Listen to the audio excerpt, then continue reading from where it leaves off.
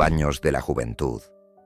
En mitad de la oscura noche, en lo más alto del castillo de la condesa Bathory, una luz permanecía encendida. Un oscuro cuarto de piedra, húmedo, cuyo acceso estaba restringido a unas pocas personas. En el centro, una gran bañera metálica, ovalada, de aspecto macizo y frío. Estaba casi llena hasta el borde. El líquido, espeso y oscuro, parecía aún caliente. Flotaban burbujas pequeñas y un ligero vapor se alzaba lentamente hacia el techo. El olor era fuerte, no era perfume, no era incienso. Era un extraño olor a hierro. En esa bañera, con el cuerpo sumergido hasta los hombros, estaba Elizabeth Bathory. No cerraba los ojos. Miraba fijamente hacia la nada, con la cabeza erguida y la espalda recta, como si el baño fuera un acto de nobleza, no de locura.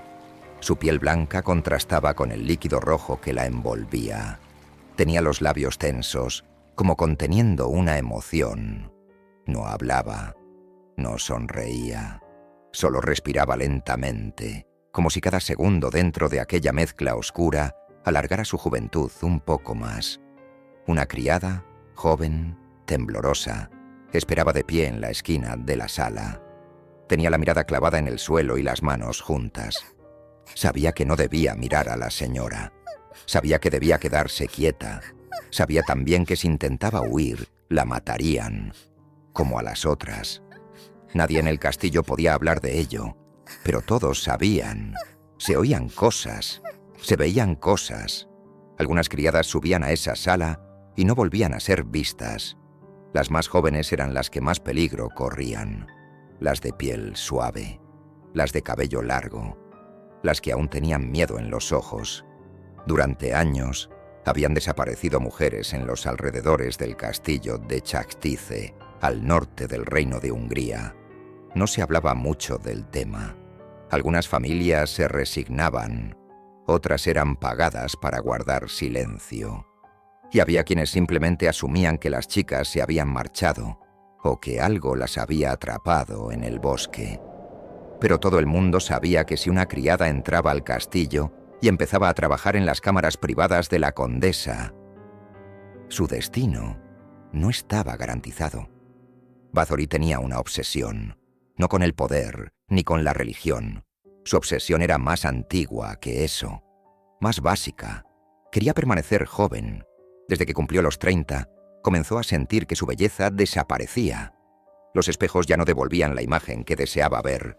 Sus sirvientas, muchas de ellas apenas adolescentes, eran un recordatorio constante de lo que estaba perdiendo. Y entonces surgió la idea. Al principio, fue una superstición, una creencia, una voz que alguien le susurró. Pero luego fue un experimento y después una rutina. Un rumor decía que durante una paliza a una criada, la sangre de la joven cayó sobre la piel de Elizabeth y que tras limpiarse notó su piel más tersa, más brillante. A partir de ahí, lo demás fue cayendo como una torre de dominó. El castillo empezó a tener estancias selladas. Las habitaciones con cerraduras dobles se multiplicaron. Llegaron médicos, alquimistas y asistentes de dudosa procedencia. Y las desapariciones aumentaron.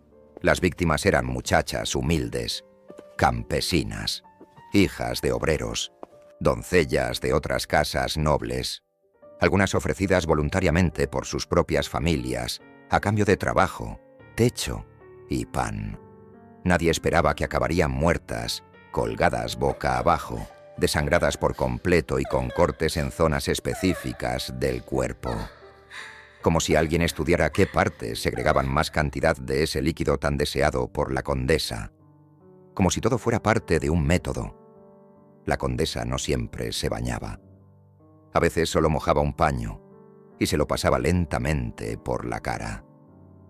A veces bebía una copa con un líquido espeso, oscuro.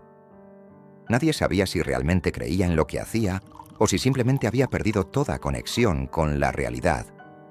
Pero lo que sí sabían es que su rostro no envejecía.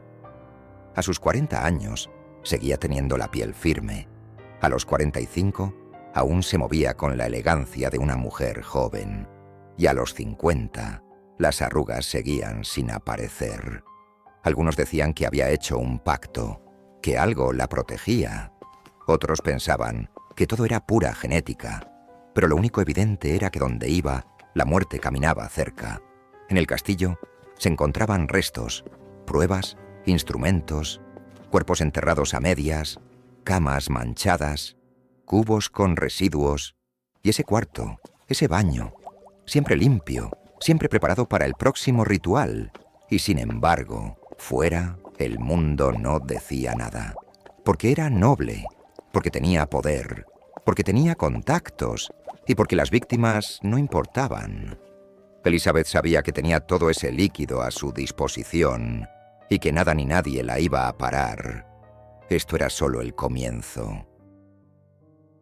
¿Quién fue Elizabeth Bathory? Elizabeth Bathory nació en 1560, en el corazón de la nobleza húngara, dentro de una familia cuyo linaje estaba manchado de sangre y poder a partes iguales. Su apellido no era uno cualquiera. Los Bathory descendían de príncipes de Transilvania, de guerreros cruzados, de altos cargos eclesiásticos. Uno de sus tíos fue voivoda, otro cardenal, y su primo István sería coronado príncipe de Transilvania pocos años después. En su árbol genealógico abundaban los títulos, pero también los rumores de crueldad, enfermedades mentales, incestos encubiertos y extrañas desapariciones. En esa atmósfera, rodeada de sirvientes temerosos y educadores severos, creció la joven Elizabeth. Desde pequeña demostró una inteligencia fuera de lo común. Hablaba húngaro, latín y alemán con fluidez antes de los 10 años. Sabía leer, escribir, citar textos clásicos. Recibía clases privadas de los mejores tutores de la región, algo poco habitual en las mujeres de la época. Pero esa brillantez iba acompañada de una inquietud más oscura. Algunos criados murmuraban que tenía ataques de ira inexplicables, que disfrutaba haciendo daño a los insectos, que una vez clavó una aguja en el ojo de una costurera por equivocarse en un dobladillo. Otros decían que simplemente era una niña consentida, criada en una burbuja de poder absoluto. Pero en aquella época, las líneas entre capricho y brutalidad eran peligrosamente delgadas. A los 11 años, fue prometida en matrimonio a Ferenc Nadasdy, un joven noble de buena familia, aunque de menor rango. Elizabeth llevaba sangre más azul, pero los Nadasdy tenían poder militar, castillos estratégicamente ubicados y una reputación feroz en la guerra. La unión no solo consolidó tierras, sino también alianzas entre dos casas influyentes. Se casaron cuando ella tenía 15 años y él 20. La boda fue un acontecimiento regio, con cientos de invitados, banquetes que duraron días y decenas de animales sacrificados en honor a los dioses cristianos, y quizás a otros no tan cristianos, según documentos registrados.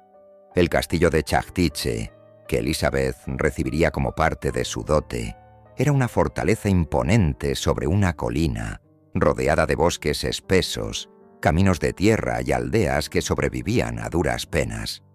Desde allí, la nueva señora de la región tendría control sobre centenares de campesinos, una docena de villas y decenas de criados a su servicio.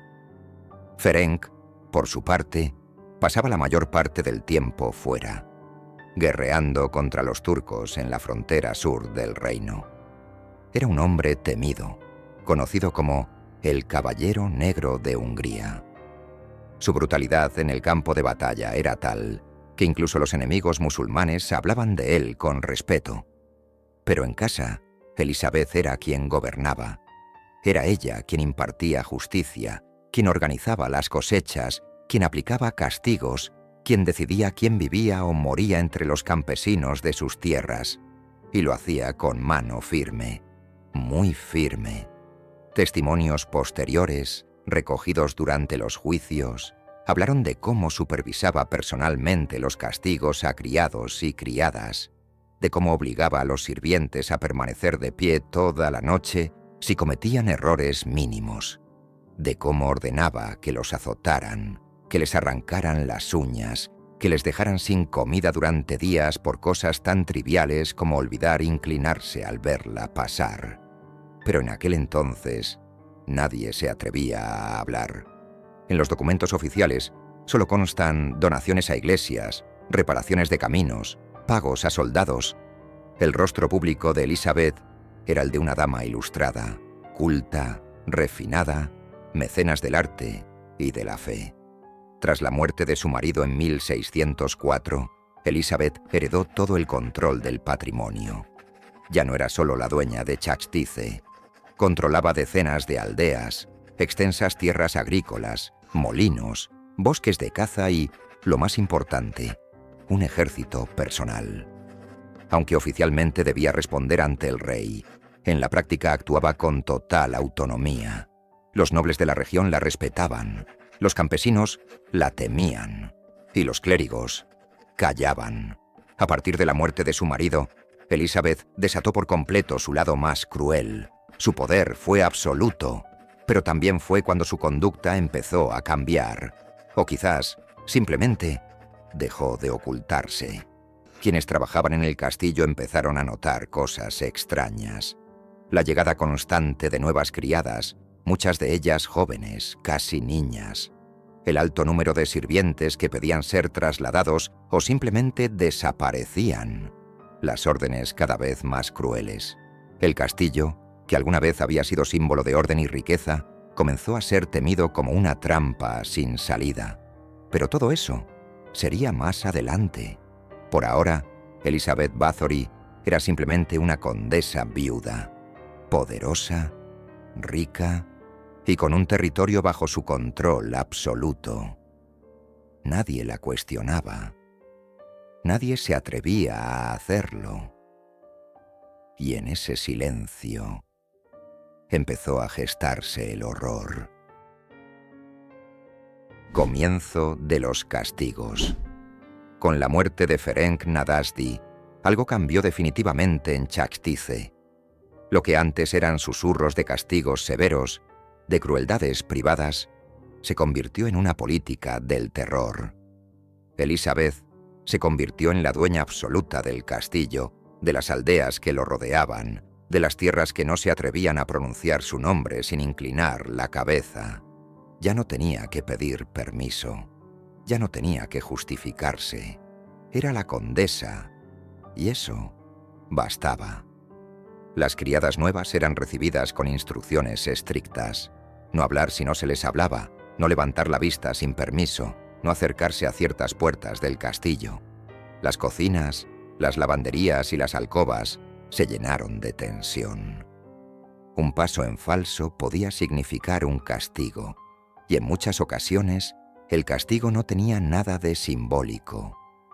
Se hablaba de encierros en celdas sin luz durante días, de golpes tan meticulosamente distribuidos que no dejaban marcas visibles, pero sí hacían que las muchachas caminaran torcidas durante semanas.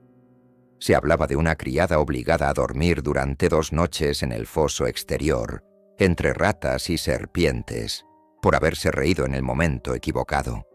Y aunque todos fingían no ver, las desapariciones empezaban a ser difíciles de ignorar. Jóvenes campesinas que acudían a servir al castillo por temporadas desaparecían sin dejar rastro. Sus familias recibían explicaciones vagas, que se habían marchado sin avisar, que habían sido despedidas por robo, que se habían enamorado de algún viajero y huido por amor. Pero en los caminos de regreso nunca se las encontraba. Nadie las había visto. Nadie podía confirmar esas historias. Y poco a poco, las familias dejaron de preguntar. Elizabeth había estructurado todo un sistema de silencio y complicidad. Tenía hombres leales que transmitían las órdenes sin titubear. Mujeres mayores, antiguas criadas que se habían ganado su confianza, vigilaban a las más jóvenes. Había incluso rumores de que algunos nobles vecinos, por miedo o por beneficio, colaboraban. Después de todo, nadie quería enemistarse con la Bathory, y mientras tanto, el castillo iba transformándose. Se reforzaron las puertas de ciertas habitaciones. Se construyeron zonas nuevas sin explicación clara. Una parte del ala norte quedó sellada. Algunos obreros hablaban de gritos apagados que escuchaban mientras trabajaban. Otros decían haber visto manchas secas en paredes recién encaladas. Nadie pedía explicaciones y nadie las daba. Lo más perturbador, sin embargo, eran los rituales. Elizabeth comenzó a frecuentar a curanderos, alquimistas y médicos locales. Pedía ingredientes extraños, sangre animal, polvos extraídos de huesos, ungüentos que prometían conservar la piel joven y tersa. Cada mes parecía más obsesionada con frenar el paso del tiempo. Se decía que hablaba sola frente al espejo, que no dormía más de un par de horas al día, que tenía pesadillas que la hacían gritar como si alguien la estuviera torturando. La juventud ya no era un deseo, era una fijación, y esa fijación iba dejando un rastro cada vez más oscuro. Había también detalles que no encajaban, como los nuevos sirvientes que llegaban al castillo y no sabían leer ni escribir, pero firmaban documentos extraños, como los carros que partían de madrugada, cubiertos con telas empapadas, como los sacerdotes que eran recibidos en privado, pero que al salir parecían turbados, más blancos que su sotana. Había demasiadas preguntas sin respuesta y demasiado miedo para hacerlas. Lo que antes parecía una mujer excéntrica se estaba convirtiendo en una figura de pavor. Ya no era solo una condesa estricta, era una sombra con poder, con riqueza, con aliados, una presencia que parecía omnisciente en su castillo, donde desaparecían objetos, personas y verdades, y donde el silencio pesaba más que el aire. Y todo esto era solo el principio, el despertar del monstruo. Mientras los rumores crecían en los pueblos vecinos, dentro del castillo de Chachtiche, el ambiente se volvía cada vez más espeso. No solo por el silencio, sino por una inquietud latente, como si todos, sirvientes, criadas, soldados, supieran que algo oscuro se estaba gestando, pero nadie pudiera ponerle nombre. A Elizabeth ya no se la veía en las reuniones sociales. Apenas salía de sus aposentos, y cuando lo hacía, su figura era tan rígida como inexpresiva. Su piel blanqueada con ungüentos, su mirada siempre fija, su voz áspera y baja. A esas alturas no era solo una condesa, era una presencia. Fue entonces cuando comenzó a circular una historia. Una criada había cometido un error. Se decía que tiró una jarra de plata, o quizás solo que tropezó al pasar junto a la condesa, y como castigo recibió una bofetada brutal. En el impacto, un hilo de sangre salpicó la mano de Elizabeth. Y entonces ocurrió algo extraño. No gritó, no mandó limpiar la herida. Se quedó mirando su piel manchada, en silencio, como si hubiera visto algo, como si se hubiera revelado un secreto. Esa noche pidió que no la molestaran.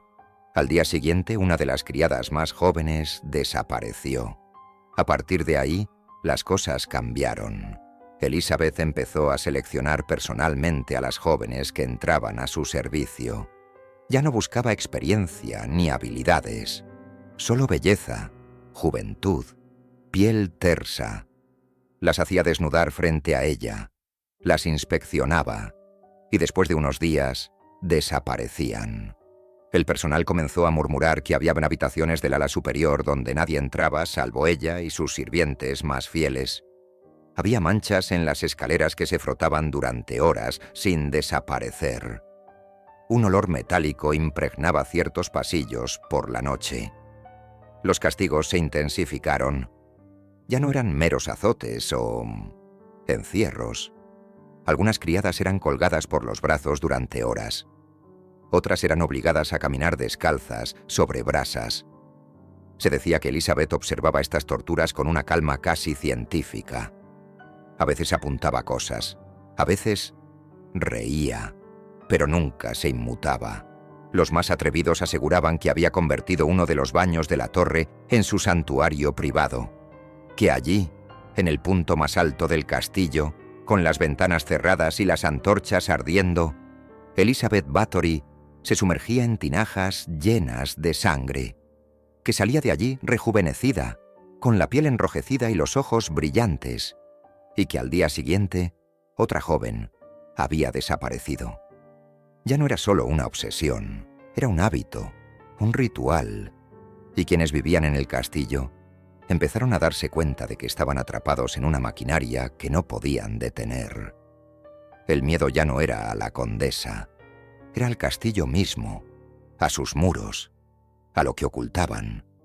Los sirvientes dejaron de hablar, dejaron de mirar a los ojos, caminaban en silencio, dormían poco, comían apenas.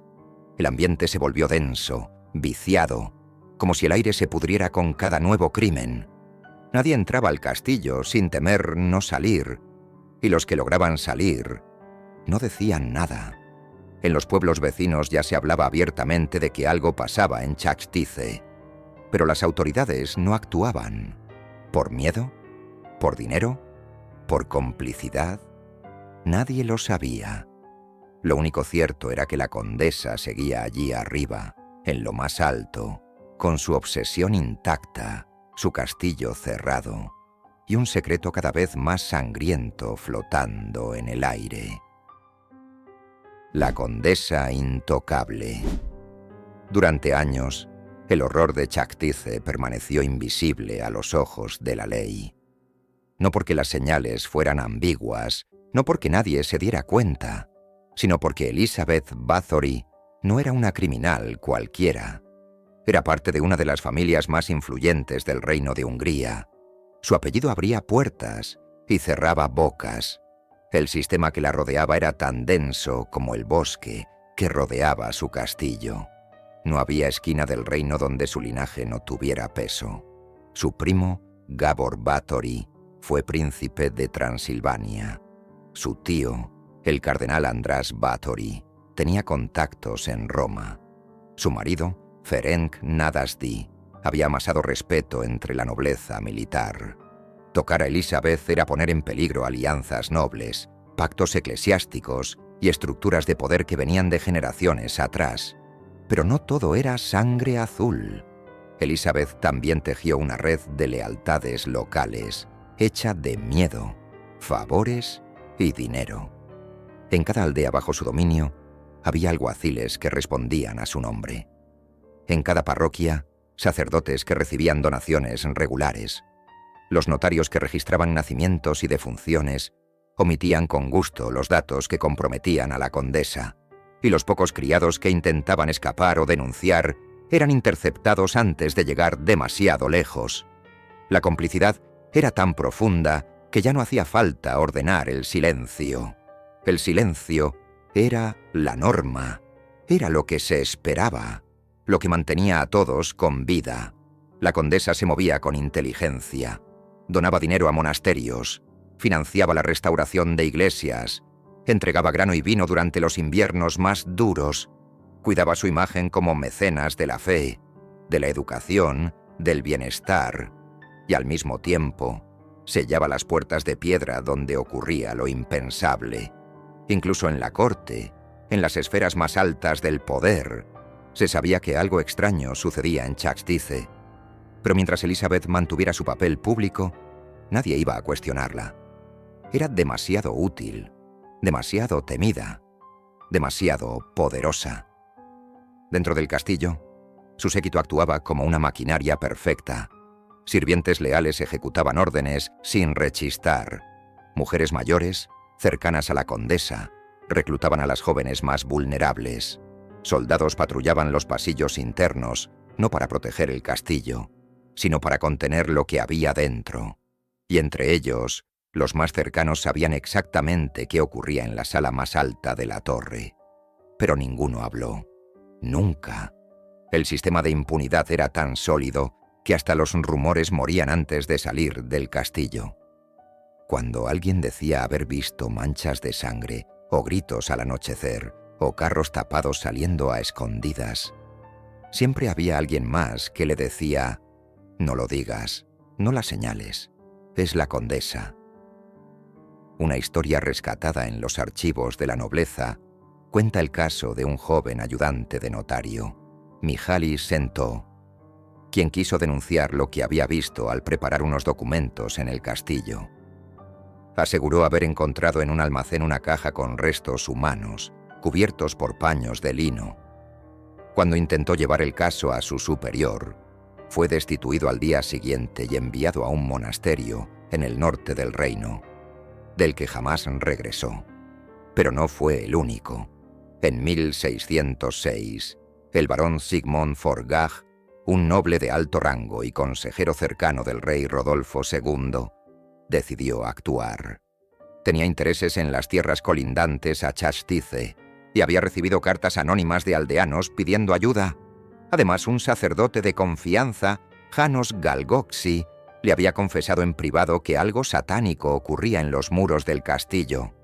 La situación, según decía, no era solo escandalosa, era insostenible.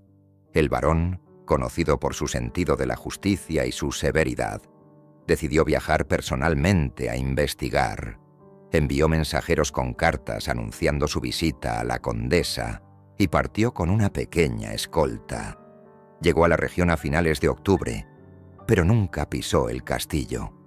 La noche antes de su visita, su escolta fue emboscada en un paso estrecho del bosque.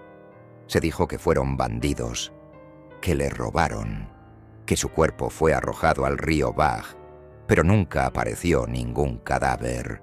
Y lo más extraño, a la semana siguiente, todos los cargos de los que habían sido amigos del barón recibieron generosas concesiones de tierras, títulos o dinero. El caso se cerró sin investigación.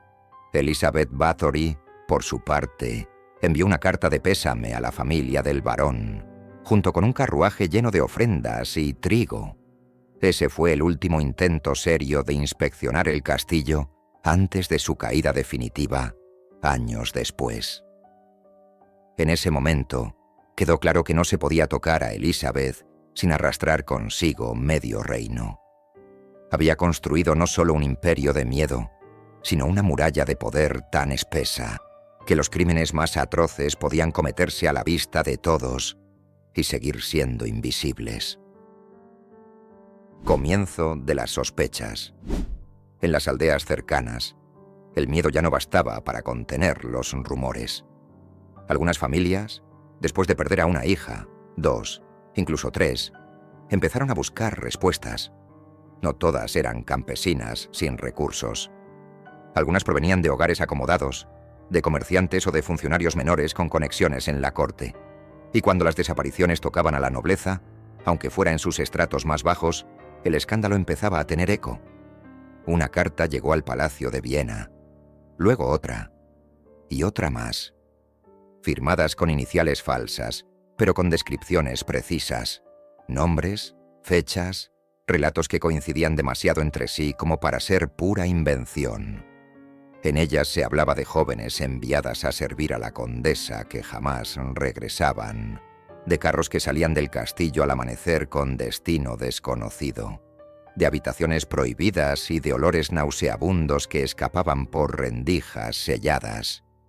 En la corte imperial, la figura de Bathory dividía opiniones. Algunos la consideraban una benefactora, una viuda culta, entregada a la administración de sus tierras. Pero otros, más atentos a los murmullos de las provincias, comenzaban a verla como una amenaza para el orden establecido. Porque una cosa era ser estricta, otra, imponer el terror. Fue entonces cuando el rey Matías II, presionado por consejeros eclesiásticos y nobles influyentes, decidió actuar con cautela. No podía permitirse una caza de brujas injusta contra una de las mujeres más poderosas del reino. Pero tampoco podía ignorar la creciente preocupación en la frontera norte de Hungría. Así que ordenó una investigación encubierta, y para dirigirla, eligió a un hombre de su total confianza, el palatino György Thurzó. Thurzó era un político hábil, un militar con reputación de imparcialidad, pero también un viejo conocido de la familia Bathory. Había coincidido con Ferenc Nadasdy en campañas militares y había compartido mesa con Elizabeth en más de una ocasión. Esa cercanía era vista como garantía. Si había algo que descubrir, Turzó lo haría con prudencia, y si no lo había, lo sabría con certeza. El palatino no se precipitó.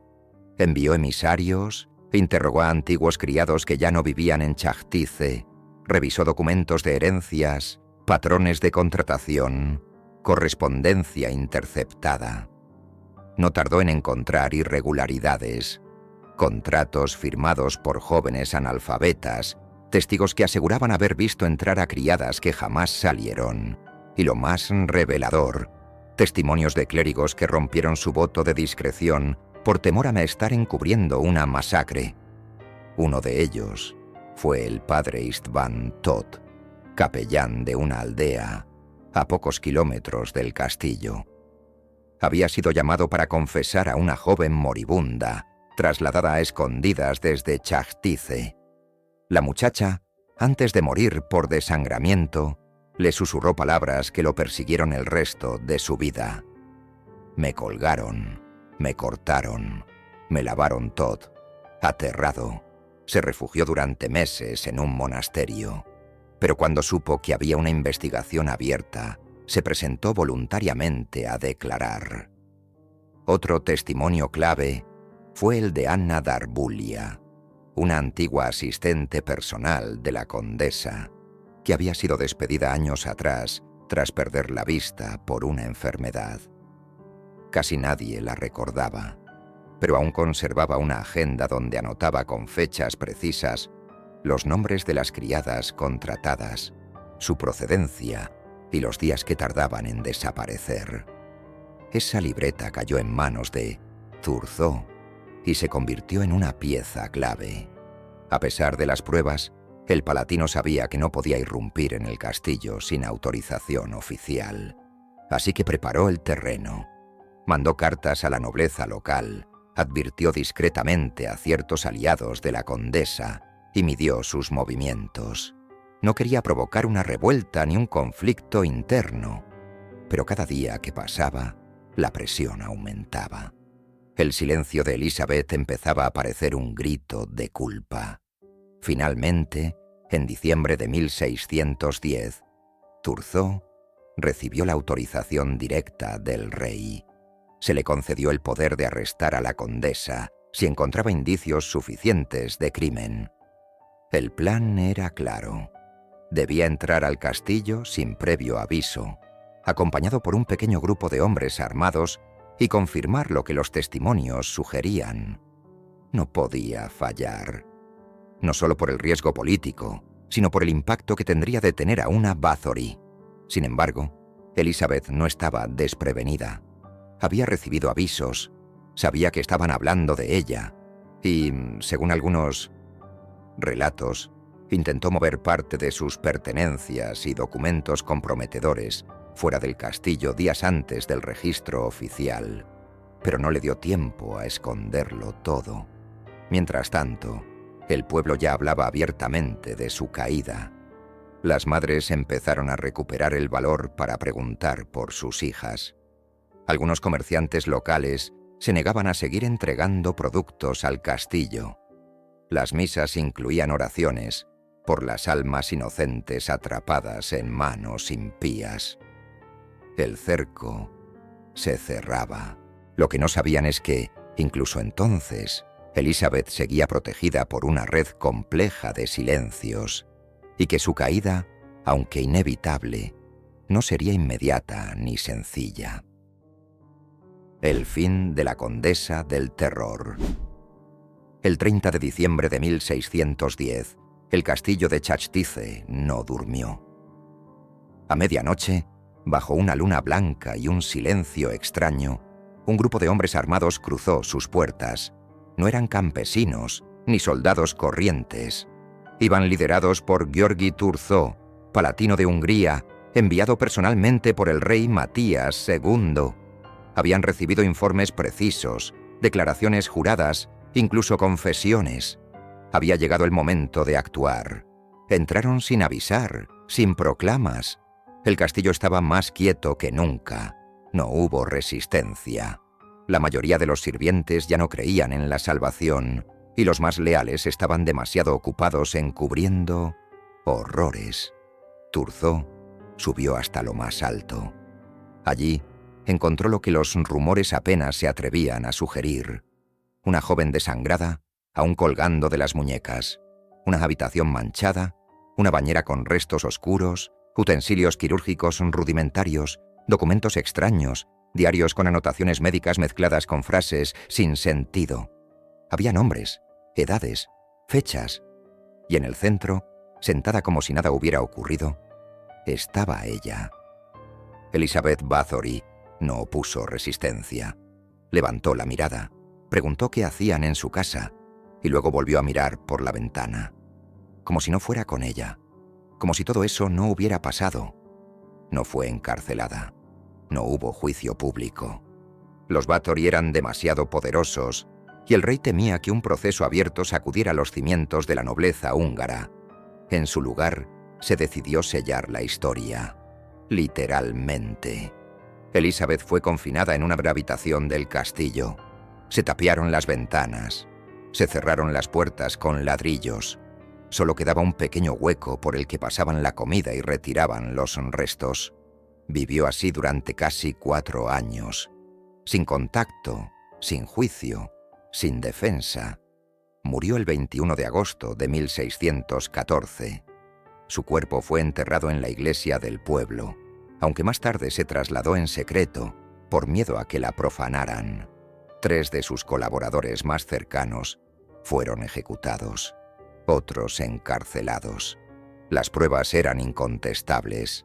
Se exhumaron cadáveres, se inspeccionaron los túneles del castillo, se revisaron documentos. Se habló de más de 650 víctimas.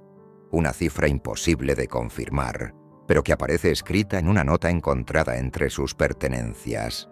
La leyenda estaba servida. Durante siglos, el nombre de Elizabeth Bathory fue sinónimo de horror. Se la comparó con Drácula. Aunque sus crímenes no eran ficción, se dijo que era una vampira, una bruja, una criatura maldita. Pero no necesitaba colmillos, ni hechizos, solo necesitaba poder, silencio y un castillo que nadie se atreviera a mirar demasiado de cerca. Porque a veces el verdadero monstruo no se esconde en las sombras, está en lo más alto de una colina, con título, fortuna y una bañera siempre lista.